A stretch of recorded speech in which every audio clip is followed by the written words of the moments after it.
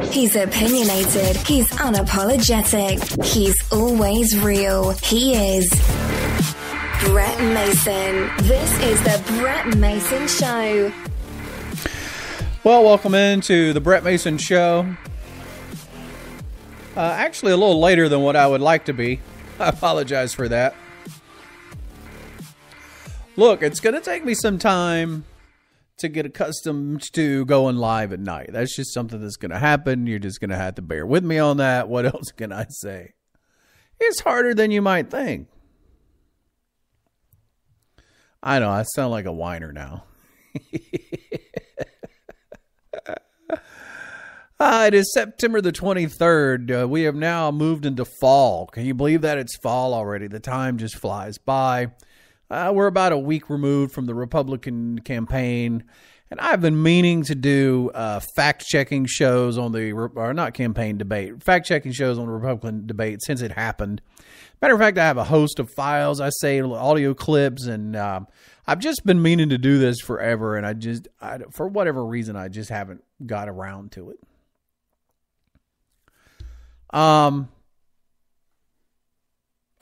This is going to be this is probably be a short podcast. It may not be. It may or may not be.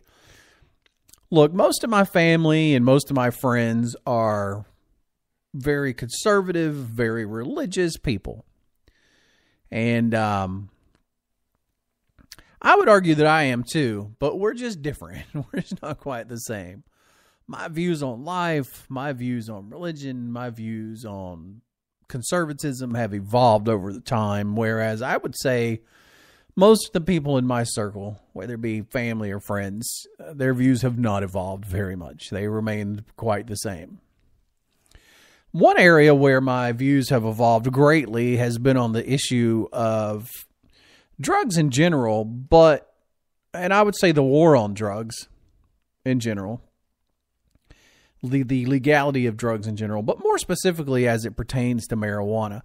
Now, I'm a person who's researched a lot of things. I spend a lot of time researching stuff. Like, I'm not a person who sees somebody post a silly graphic on Facebook that makes some claim, and I don't add that to my repertoire of facts. If I do see something like that and interests me, what I will do is I will go spend some time researching that. And if I find that it bears out to be true and that it's reliable and that it's germane to my point of view or discussions I may or may not be having, I will add it to my repertoire of ideas and facts and things like that. So I've said this before on other podcasts, and some people may take it as me being arrogant. I'm not being arrogant. I'm just being honest. When I speak about something, I generally have spent a considerable amount of time researching the subject. So it's not my passion. It's not my beliefs. I'll tell you what bugs me more than anything else is when people speak from the point of their beliefs. You can believe anything you want. It doesn't make it true. This whole notion that beliefs equals truth is one of the most disturbing, scary things in the universe today. It's okay to believe things, whether they're true or not. I don't have a problem with people believing stuff that isn't true, as long as they don't use those beliefs to then try to force laws or force their way of living or force their way of life on me. If you're going to, first of all, I don't believe in forcing your laws or your way of life on me, period, unless I'm hurting somebody. And we have entirely too many laws in America today that imprison people for not harming anyone. No one is ever harmed. There's no damage done to anybody. There's no harm done to anybody, yet people's lives are being ruined. And to me, that's a problem. In a country where supposedly you have the pursuit, life, liberty, and the pursuit of happiness, this country sure is quick to take away your life, your liberty, and your pursuit of happiness over some of the most innocuous things. And in my opinion, one of those things is smoking weed. I can speak from this on a personal level because I used to smoke a lot of weed. Now, that may change your opinion of me, but I would say, first of all, it's probably just because I happen to be one of the few people that will admit that I used to smoke weed. I don't have a problem. I was a uproarious teenager. I was, after my teenage years into late teens, early 20s, I drank a lot of alcohol and I did a lot of marijuana. Marijuana used to be one of my favorite things to do. It wasn't until I reached the age of 24 or something like that, 25. I think it was 25 was the last time I smoked weed. And that was a long time ago. What was that, 20 years ago? The reason I quit smoking it actually was because it kept putting me to sleep. I don't know if my metabolism changed or I got older, but what I found was as I couldn't even enjoy it anymore. I could have one beer, smoke a little bit of weed, and within 15 minutes I'd be asleep. I'd be asleep for like an hour. Well, that's no fun. That's not what you're looking to do. Relax you, yeah. Make you calm, make you more chill, sure. But you don't want to go to sleep. So my point is I smoked a lot of weed, and everybody that I hung around with smoked a lot of weed. None of those people were addicted to it. Not one single person. And I can tell you, if you could get addicted to smoking weed, and I have an addictive personality. I'm addicted to food. I was addicted to cigarettes for 25 years. I have a gambling addiction. Luckily, I've been able to use some knowledge and research to turn that into something that's profitable for me. But if I had not been able to do that, I'd probably be broke right now because I'm prone to gambling. I have a very addictive personality. But I didn't even once get close to being addicted to weed.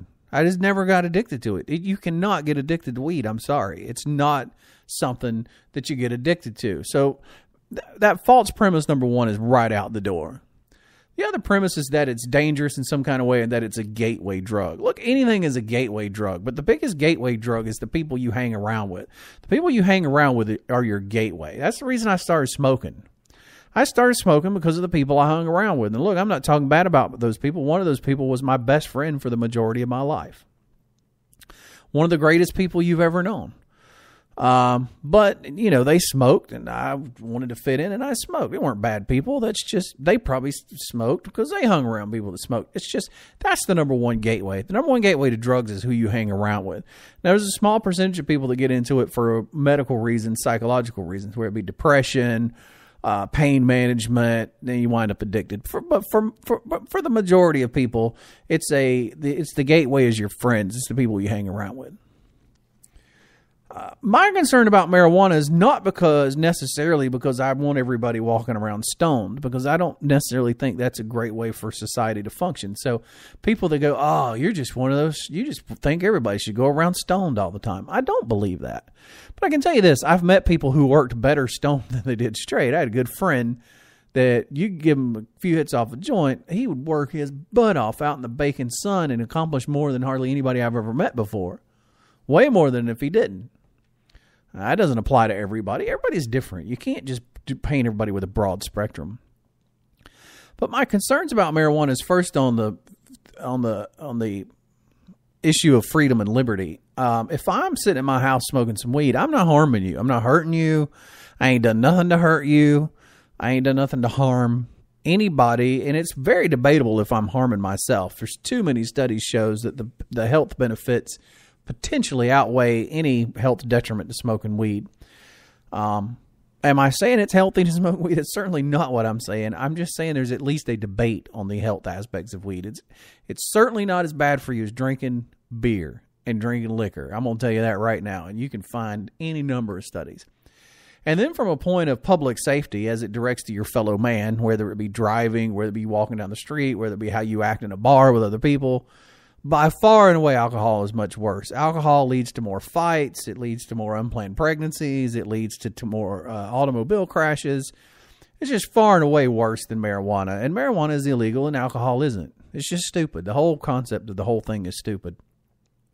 And then my last concern with marijuana is its health benefits when it's used as a medicine, not smoking it to get high, but extracting different parts of it. I don't remember how many cannabinoids are in marijuana, but the things cannabinoids do for your body is life-saving.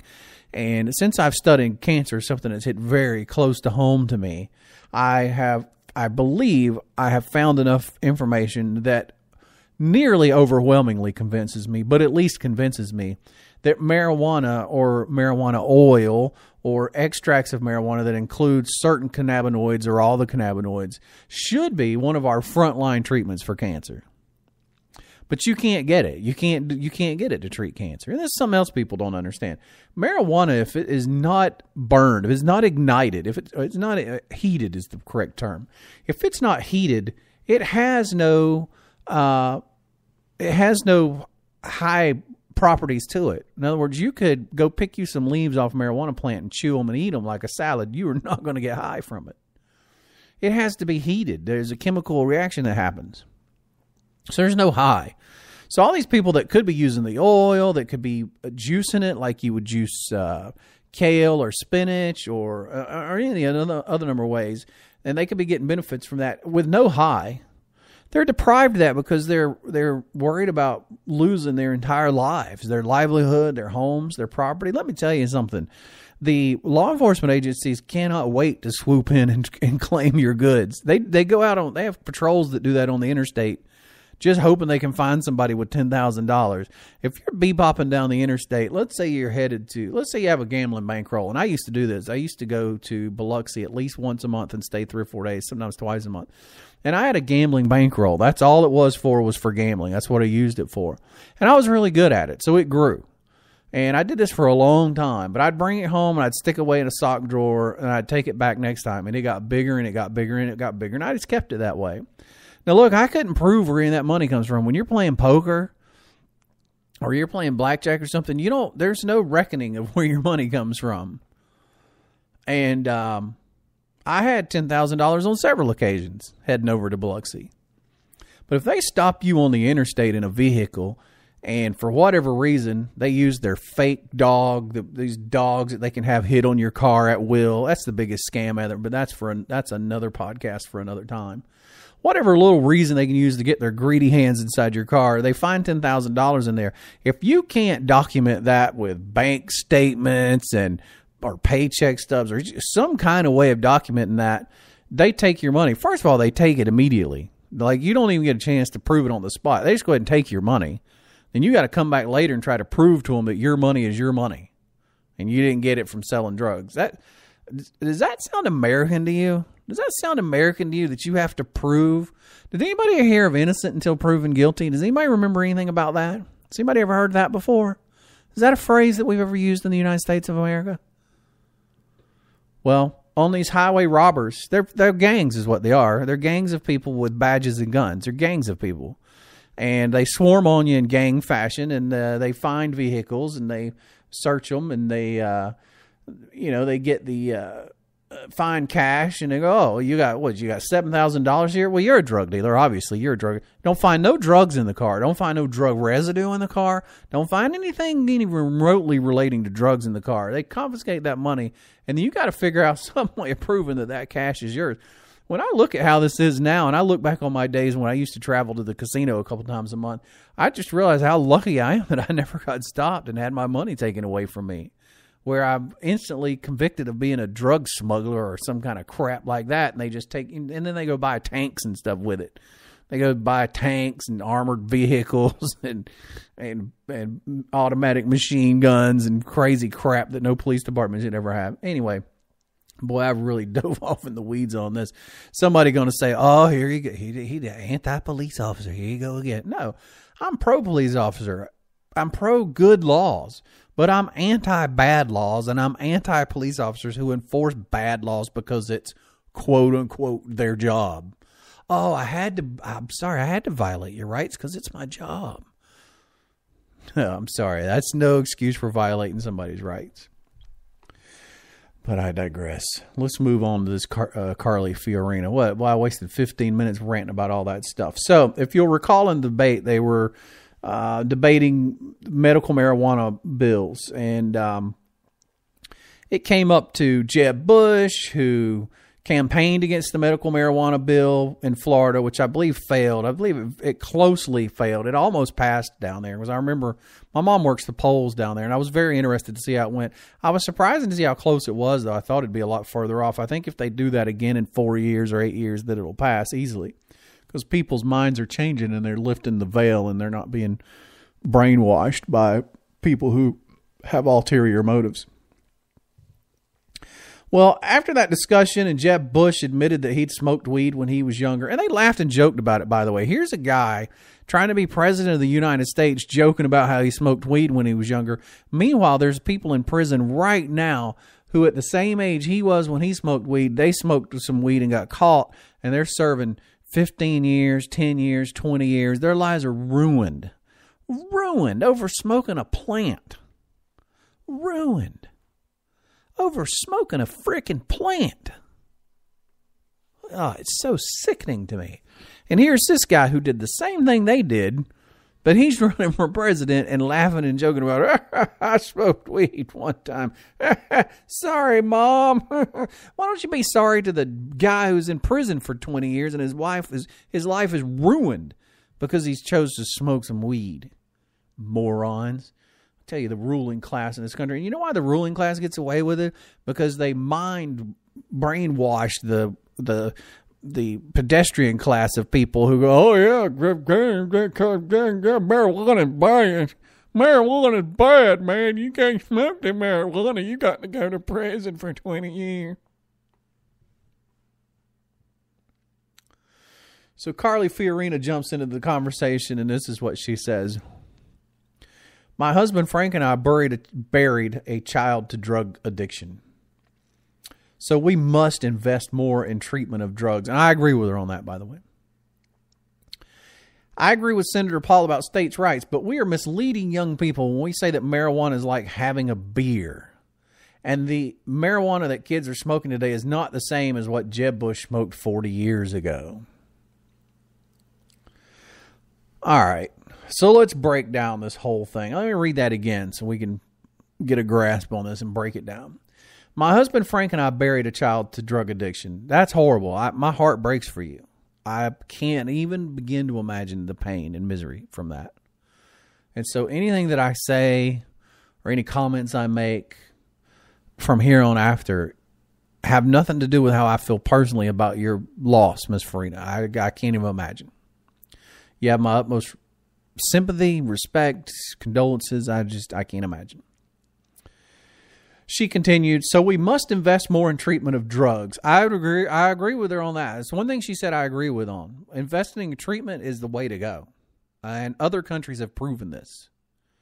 Other countries who aren't as backwards and brainwashed as we are.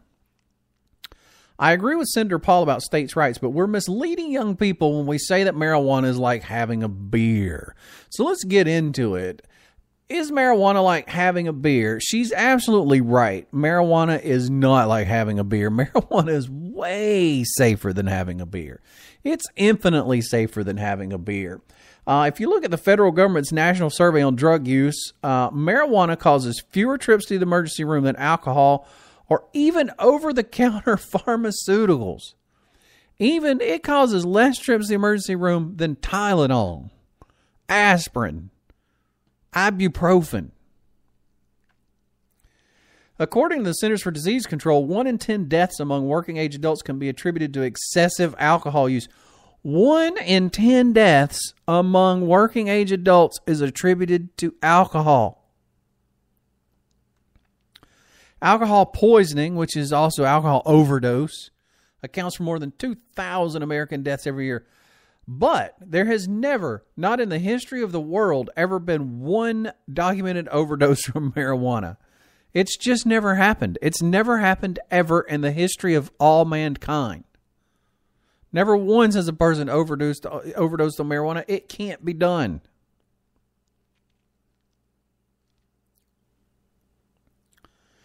And so now we'll tackle the sensitive part of what she said.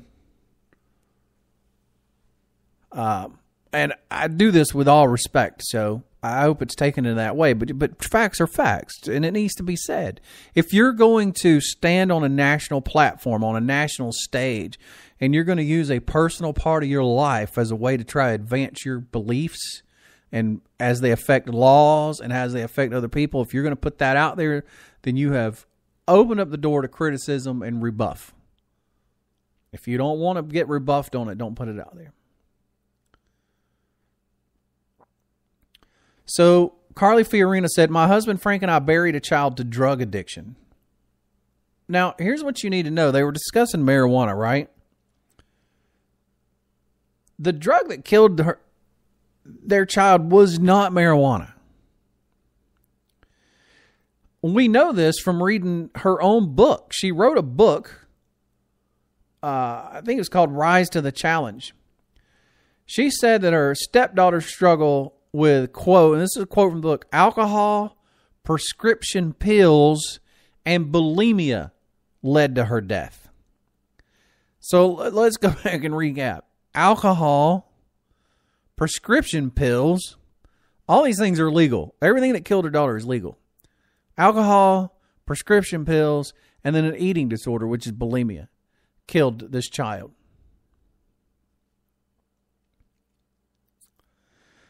This is another quote from the book. Lori's potential was never fulfilled, but death is not the only thing that crushes potential. What I also know is that Americans are failing to achieve their potential today.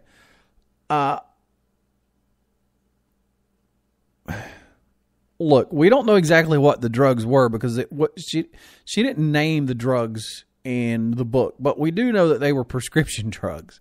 They were drugs you get a prescription from your doctor that are completely legal. And it was from alcohol abuse, which is completely legal.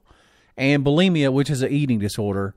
None of that has anything to do with marijuana. None of that should affect laws on marijuana. Look, I'm heartbroken. Absolutely heartbroken. By the loss of the child. But none of that has anything to do with whether marijuana should be legal or not. And standing on a stage and trying to use people's compassion for your child who passed away to try to advocate for laws that will take away freedoms and liberty of Americans is, in my opinion, one of the worst things you can do. You're one of the worst people ever. You're one of the worst people to walk the planet. I'm going to tell you who, there's 3 worst people on that stage, and I'm going to end the podcast on this note. There was 3 of the worst people ever on that stage, and they're all the worst people ever because of what it is that they stand for and the reasons behind it and what they take those things and use them for. Person number 1, we'll just start with her, Carly Fiorina. When you use the tragic loss of your child, which is horrible, it's child, granted, and she didn't even say how old the child was. I had the impression it was a 16-year-old, 18-year-old, 20-year-old. It was a 35-year-old. This person was an adult. That doesn't mean the loss was any less tragic, but the way the whole thing was phrased, it painted a picture. Look, that's what they do. They paint pictures in your mind, and the picture that she painted was of this is what I saw when she spoke, and this is what I'm sure most Americans watching that debate saw in their mind when she spoke and painted this picture. A 14, 15, 16, 17-year-old kid strung out on marijuana or worse, cocaine, crack, or something like that, addicted to the point of an overdose that happened. When in reality, it was a 35-year-old adult who died from alcohol abuse, prescription drugs, and an eating disorder. Look, those 2 things aren't even the same. They're not even close to being the same. So anybody that will go to distort facts and play on your heartstrings to that effect to try to pass laws to take away freedoms of Americans, I got no use for you. You are immediately off my list of people to vote for president of the United States. There's nothing you could possibly say that would change my mind. Person number 2 would be Chris Christie, who has openly laughed and jested at the fact that he should have to get a warrant to search people. He should be able to have access to your phone records anytime he wants them. Doesn't matter if he has probable cause. He doesn't have to present any kind of anything to a judge. Go, look, here's why we think this guy might be talking to terrorists. Can we tap his phone? None of this stuff that's been in the Constitution since time and eternity, since the Constitution was written. He throws all that out and laughs at anybody that thinks that he's crazy for doing it. You're out. You'd never be president.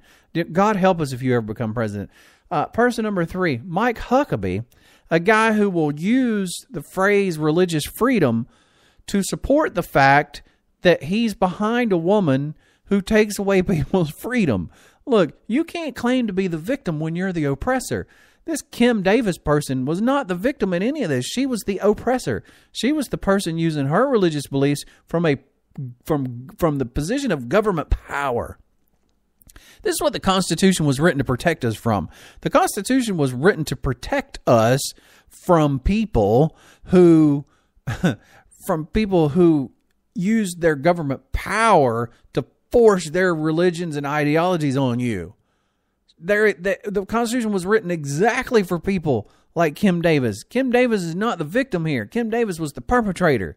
Kim Davis was the person exceeding the boundaries of the Constitution. She was no victim. And then you get Mike Huckabee, who tries to ride that train into the White House. And I got no use for you. Keep your religion at home, man. I think it's great that you're a Christian and that you used to be a preacher and whatever, and you believe in the good whatever. Keep that crap at the house. You don't parade that out and try to use that to get votes, man. I ain't interested in your religion. Our founding fathers made it very clear that religion should have zero part of government. Zero. Most of our founding fathers weren't even Christians. That's what's so crazy to me. Look, I'm not knocking Christianity. I'm knocking religion and government. People get those confused. They're like, why? When did you turn so anti-Christianity? I'm not anti-Christianity. I think Christianity is great, man. You be the best Christian you could possibly be, but don't use the government to force your Christianity on somebody. I don't want that any more than I want somebody using their government position to force Hinduism on me, to force Islam on me, to force atheism on me. I don't want anybody in the government forcing any of their ideological or religious beliefs on me. It's wrong. I don't have no tolerance for it. Our founding fathers were against it. You need to cut that crap out. So Carly Fiorina, look, I think she's definitely one of the most well-spoken people in the debate, because look, most of those people are buffoons. I think, what's his name? Carson. I think Carson probably could have been okay if by some way he could have been a little bit better spoken. You know, maybe if he came across a little bit more forcefully, it would be okay. But he has some big issues. He has some pretty big issues. Second Amendment issues being one of them. But I think he comes across a tad too timid to be president. And look, trust me, I think we've had enough of these presidents full of bravado and full of spit and vinegar. I think we probably could do with a little bit tamer president. But he's just a tad. I just don't think he has it. He's a great guy, though. Don't get me wrong. Rand Paul is well spoken. Rand Paul's never going to get the Republican nomination because he's mostly a libertarian. If you're running for the Republican presidential nomination and you're not just hankering to go bomb some Islamic country, you're not going to get elected. Republicans froth at the mouth every day wanting to go bomb another Muslim country. Like, I think they dream at night. That's another reason I left being Republicans and moved to being a libertarian. I'm not saying you should never go to war. I'm not saying you should never go bomb a foreign country, but I'm saying the instances you do that should be few and far between, and you should have a hell of a lot better reason than the reasons we went, for instance, and went into Iraq and killed hundreds of thousands of innocent civilians. And God, don't even tell me, oh, but they did find WMDs over there. They found WMDs that we already knew they had and they weren't a problem. It was a few light type things. They didn't find nothing like what they told us was over there. Nothing like that. And they destabilized the region. And if you don't think that us going into Iraq, killing Saddam Hussein, causing a power vacuum in that country is the reason that ICE is there, you need to spend some time studying the Middle East. You really do need to. I would suggest that you take probably about a month, and every night you go back and research the Middle East. Go all the way back to the 50s. You need to start at the 50s. You need to do research on the dynamics between the countries in the Middle East and the dynamics between those same countries in America. I'd start with Iran would be a good place to start. Go back to, I'd just say start with the history of Iran and the United States in 1950 and move forward. And then look at how go back and look at how Schwarzkopf, when Bush Sr. went in over there. You know why Saddam was left in power? Was it because we couldn't kill him? Was it because we didn't have the capability? No, we could have took him out. They left him there because they knew. Bush Jr.'s dad knew, and Schwarzkopf knew, and the other much smarter people than were during the Bush 43 administration knew that if you took Hussein out, you would create such an incredible power vacuum in that region that some of the worst things imaginable would happen. And so they rightly came to the decision, look, we've stopped him as a threat. We constantly have him under surveillance. He can't do anything without us knowing about it. He's not a threat to the United States directly.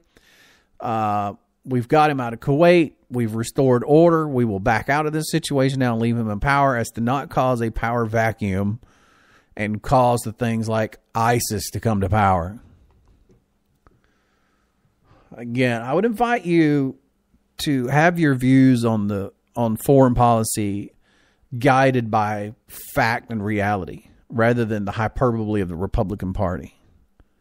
Because hyperbole is not a good political viewpoint. It's just not.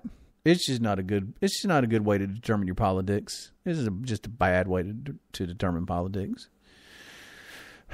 So anyways, I'm going to head out of here now. The show was late tonight, but I am devoted to doing a live show every night, for better or for worse. I appreciate all comments, and I appreciate you joining me for the show. We'll talk to you next time. You can subscribe to the podcast, download the free smartphone app, and find more ways to connect to the show at brett-mason.com/connect. Download the free Android or iOS app. Search for The Brett Mason Show.